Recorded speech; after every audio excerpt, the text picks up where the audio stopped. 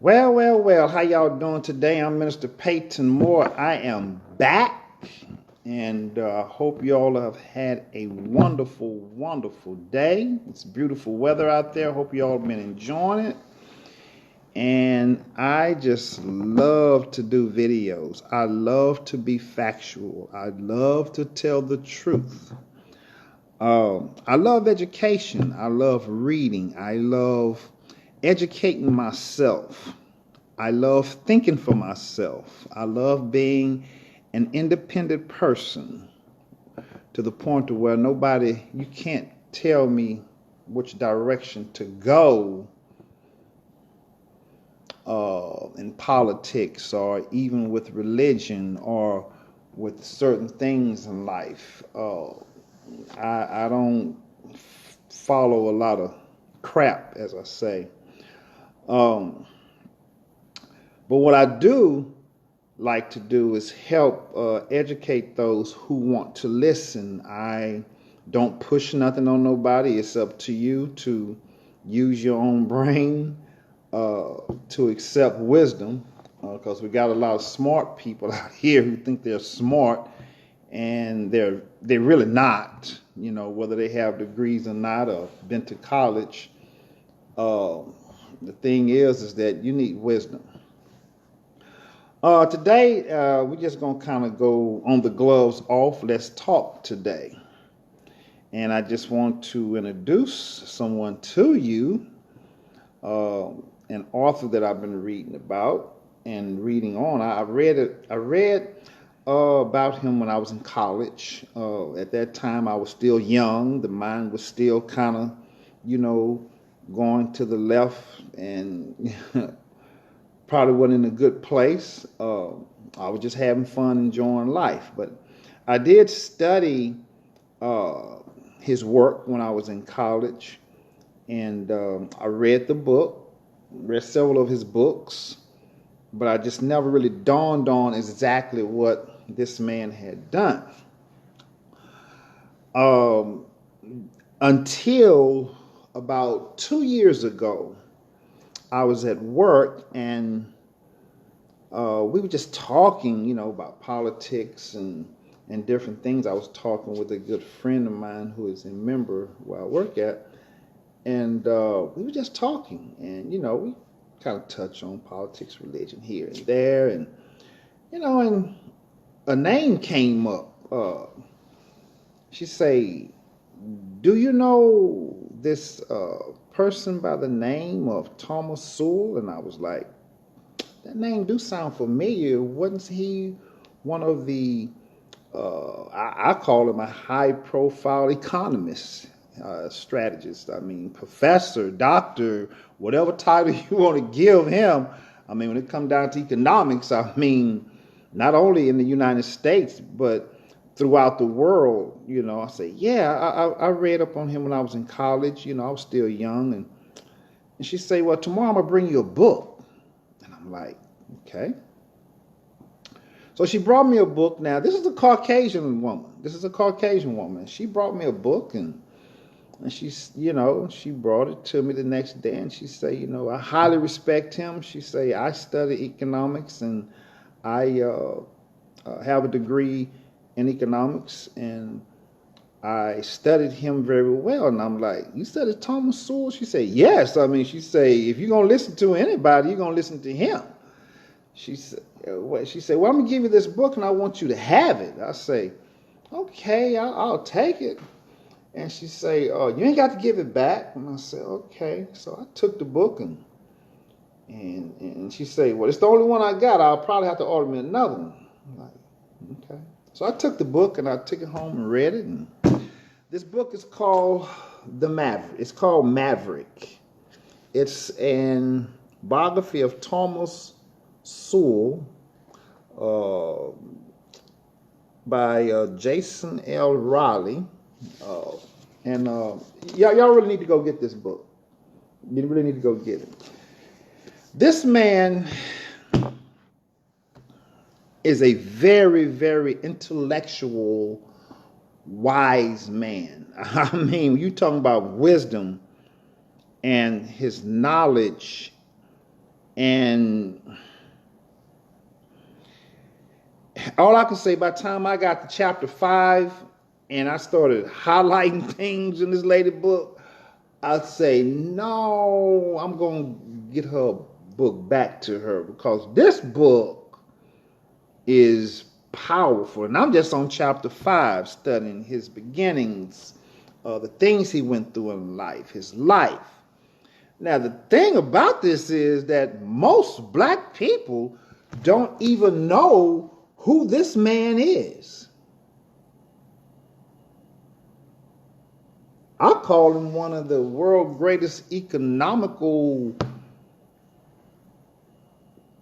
persons that study economics, especially in our culture, And it's a shame that we don't know who a person like Thomas Sowell is, but you know who Beyonce is.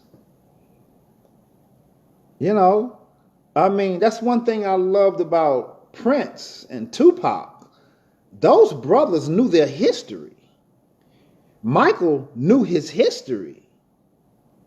So those are the kind of people that I would look up to say, oh, those brothers knew history. But here we all got people out here who don't even know their history. I was talking to a young man and on my job, and he's like a second-year student studying economics. He said that's what his major gonna be. I was like, okay. So I'm talking to him, and he was like, yeah. And I say, well, do you know who Thomas Sowell is? He say, who? I say, Thomas Sowell, one of the world's greatest economists, strategists, black men on the planet that have worked up under several presidents and administrations. He even turned down one. Under the Ford administration, he turned it down because he didn't want to play the political game, I said, this man have traveled not only in the United States, but throughout the world to help other countries and nations and teach them about economics. And I'm like, you don't know who this person is? He say, no. I say, wow. And how long? This your second year? And no college professor ever talked about this man. And I say, where you going, Texas Southern? I say, that's unbelievable. I say, I tell you what. You go to your YouTube right now and you subscribe to some videos and stuff about Thomas Sowell. And I say, matter of fact, I'm going to buy you a book. So I went on and bought the book. He started looking at videos and stuff. And I'm like, he came back to me, he said, man, I never know this man existed. I'm like, oh my God. I say, boy, my young generation and some of my black people, I feel very sorry for you. You all don't, as they said, the best way to keep information from a black person is put it in a book. Put it in the book. Whether you're a man or woman, just put it in the book. Because a lot of you ain't going to read, you ain't going to investigate, you ain't going to do research, you ain't going to study. And for those that do, I applaud you. There was another young man who say he was studying to be a neurosurgeon, a neurologist, to operate on the brain and do things. So here we go again. I say, do you know who Dr. Ben Carson is? Is that black dude that was up under Trump, that was head of HUD? I said, oh, you know that much about him. You're going to put that together, but you don't know who Dr. Ben Carson is, the man that studied the brain, the man that did the first operation to separate twins from, their heads was connected. He separated that and made a success, and those twins live. And I say, you don't know, and you going to school to be a neurologist. You're going to school to be a person who's going to study the brain. And I'm like, and you don't know who Dr. Ben Carson is. So I was like, oh, I'll go again. Man, you better get on YouTube and put up some videos, and I'm going to buy you a book. I buy him a book. So when people say that I don't help anyone, you don't know what I do. You don't know how many people I've helped. You don't realize how many people I have prayed for. And the bad thing about that, the people that I have prayed for, guess what? Most of the people that I have prayed for is not even my race of people. Most of the people that I pray for is people of another race. Because when my people call me, it's always about gossip and talking about somebody else and everything else. I think I only have about one or two brothers, and one is by the name of Travis Dubois, that I can talk to, and we can talk spiritually, and me and that brother will sometime pray for each other. Because I know we prayed when we was doing our Bible studies together. For each other and together. But the majority of people that I deal with, that's my skin color, they want to gossip and talk about everybody else and do everything. No, I ain't got time for all that. Don't call me talking about somebody else's business and gossiping, especially men, more than a woman gossip.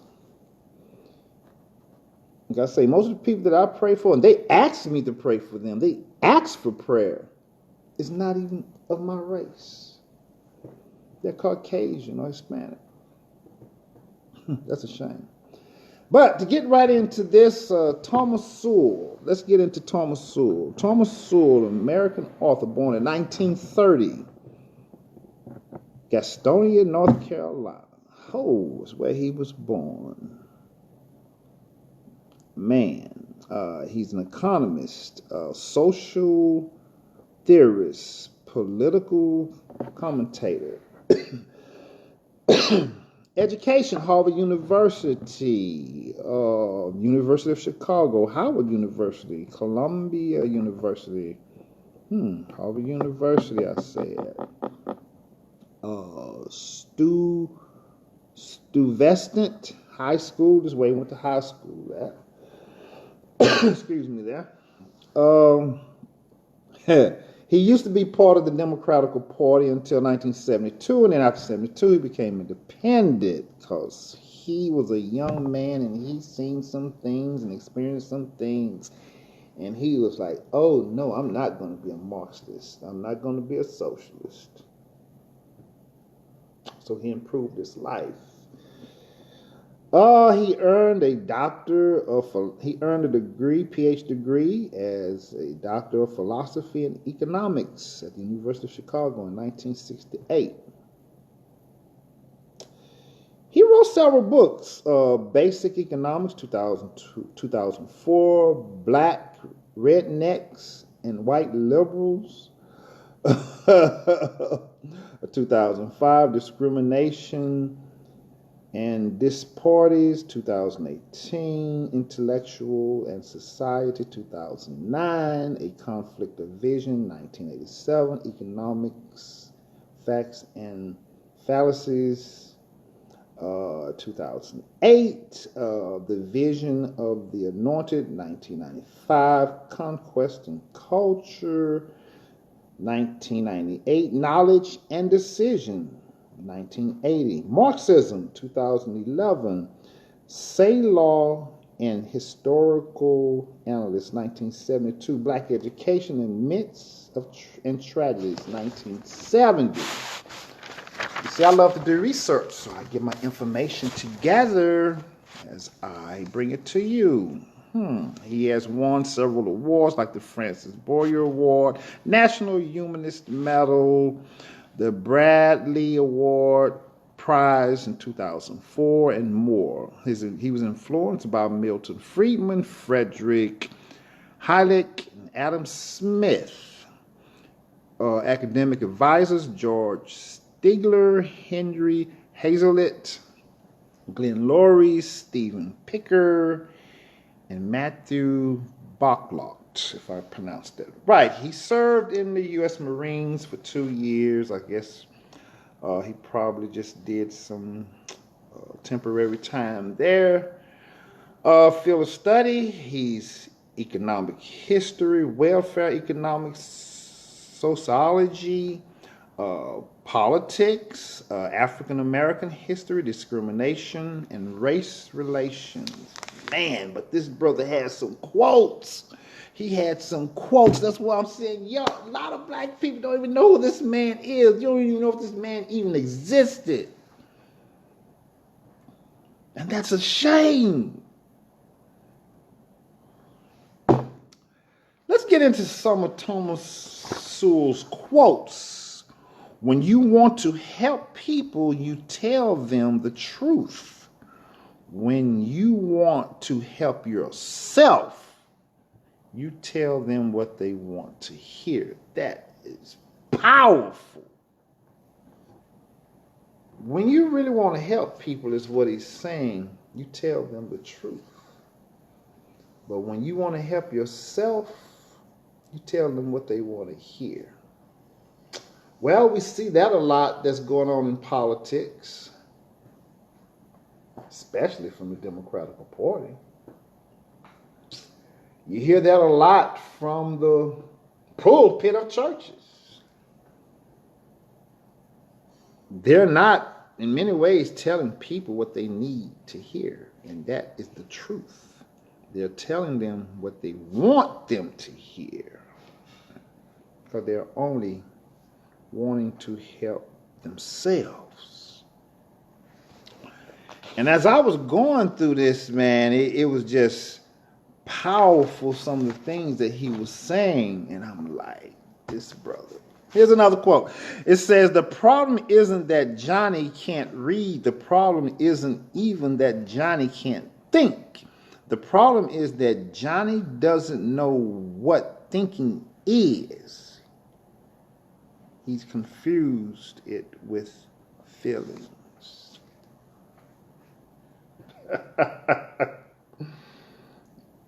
Johnny can read.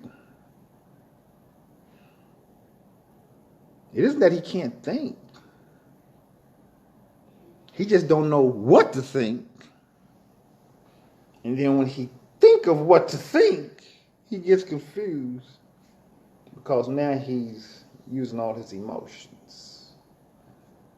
And that's what we're seeing a lot in the black community, is that you strive on emotions. You're too emotional. I was a young man. I used to be like that until I learned, like, wow. Let reality set in. Let reality set in.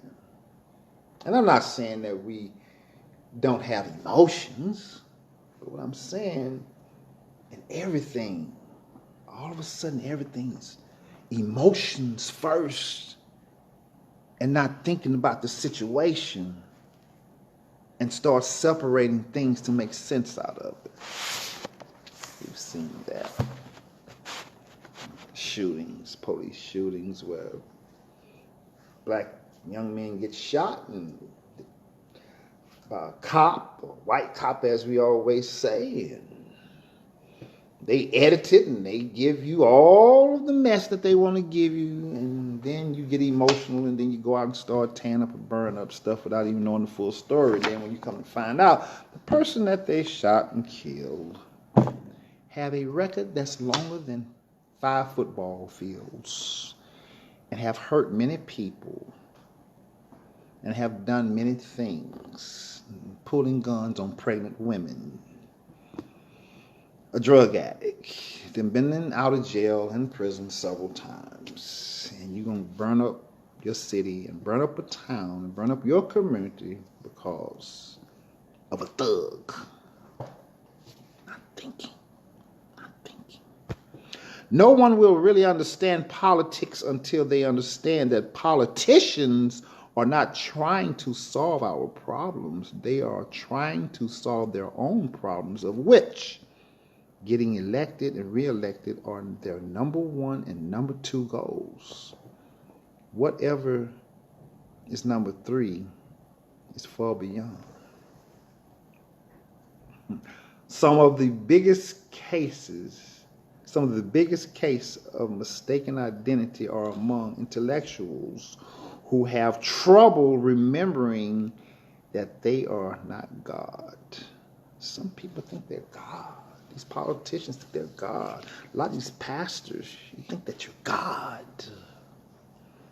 The political left's attempt to silence ideas that cannot or will not debate or a confession of intellectual bankruptcy.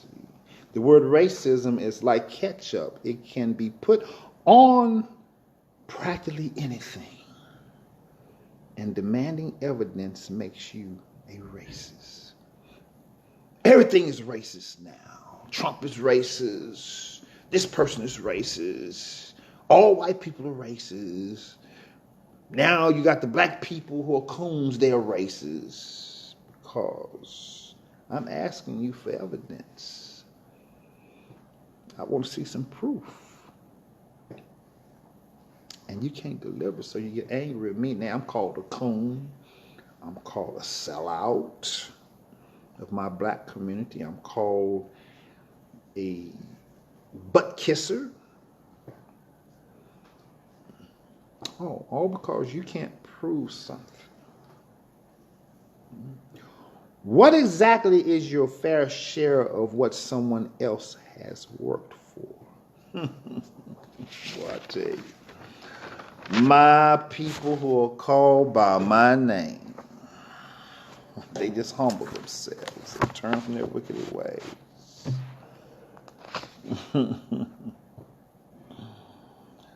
Whoa, here's another one. He said, it takes considerable knowledge just to realize that the extent of your own ignorance. It takes considerable knowledge just to realize the extent of your own ignorance.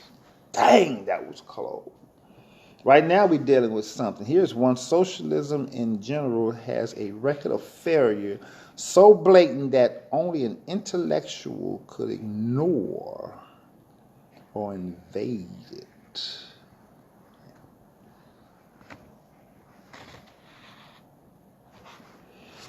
Oh boy. The word race, that would kill me. The word race has been like ketchup. It can be put on practically anything. And if I ask you for some evidence, you get mad at me and you chew me out. The first lesson of economics is, oh boy, it goes on and on, the quotes this man have. Facts are not liberals. Strong suit. Rhetoric is. Boy. Be willing to donate the taxpayers' money. Being willing to donate the taxpayers' money is not the same as being willing to put your own money where your mouth is. This man has some quotes, dude. I mean, the brother was on top of this. Both free speech rights and property rights belong legally to individuals, but their real function is social, to benefit vast numbers of people who do not themselves exercise these rights. The brother was on top of it, man. And I love it. Oh, here go one. This is where we at today. The more people who are dependent on government handouts, the more people who are dependent on government handouts, the more votes the left can depend on for an expanding welfare state. The more people who are dependent on government handouts, the more votes the left can depend on for an expanding welfare state.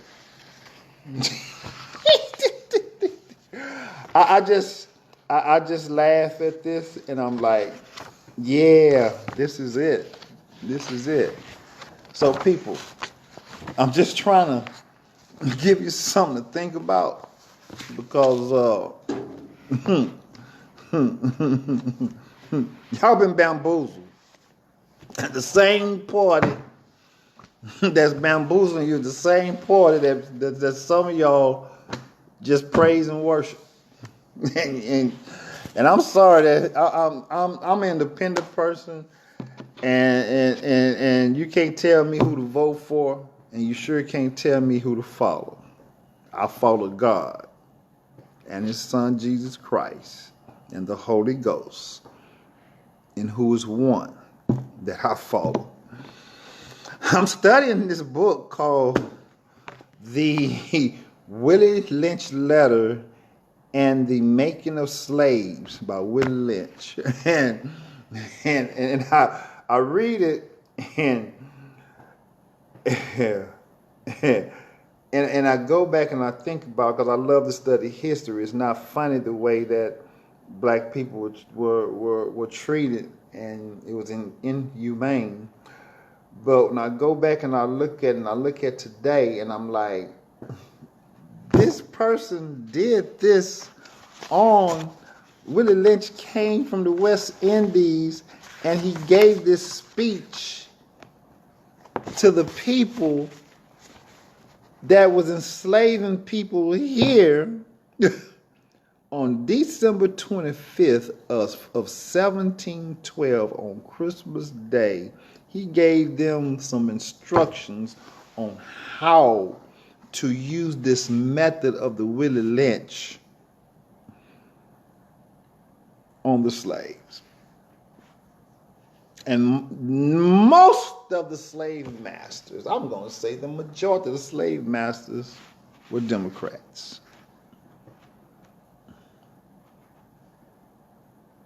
Y'all remember what Lyndon B. Johnson said? It's a lot of comparison to this. So, like I say, I don't harbor on slavery. I study it. I wasn't born as a slave, and I'm not a slave. But the people that went through this, our ancestors and some of our relatives that went through this,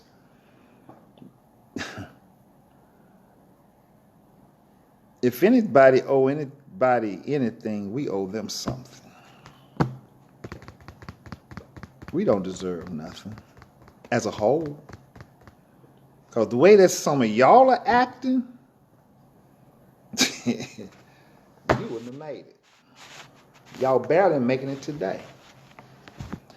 So I advise that you so-called smart people who think that you're so smart, why don't you get this book called The Willie Lynch Letter and the Making of a Slave by Willie Lynch? Why don't y'all get that and read it and study it and see what slavery really was about, see what racism really was about, and quit jumping on the bandwagon of everything is racist when you haven't even experienced nothing. The people that came before us, especially, I'm going to go back to the 60s and back. Those are people that went through the struggle to make it possible for us to have the freedom that we have today. Because the only people that's holding you back today is you. You're the problem. Now, I know you don't want me to go back to this book and come up with some more quotes to prove to you that you're the problem. That's the only thing that's holding a lot of black people back. You. Look in the mirror. Nobody got a chain around your neck. Nobody dragging you down the street. Ain't nobody whipping you on your back. If any of that's happening, you're doing it to yourself. And you're doing it to each other. Like I say, I'm not backing down on anything I say. You can call me whatever you want to. You don't have to agree with me. But at the end of the day, as I say, when you want to come at me with something, you better come with facts. Because I'm going to do my research. And I'm going to come with the factual truth. Because if you come with your opinions, I'm going to eat it up. Because right now, your opinions don't matter to me. If it ain't factual, and if it's not truth, it's not even worth listening to. So I hope y'all have a nice day, and I hope someone take this and use it and get these books and study and stop thinking negative and be positive. May God bless you. May God keep you. I love you.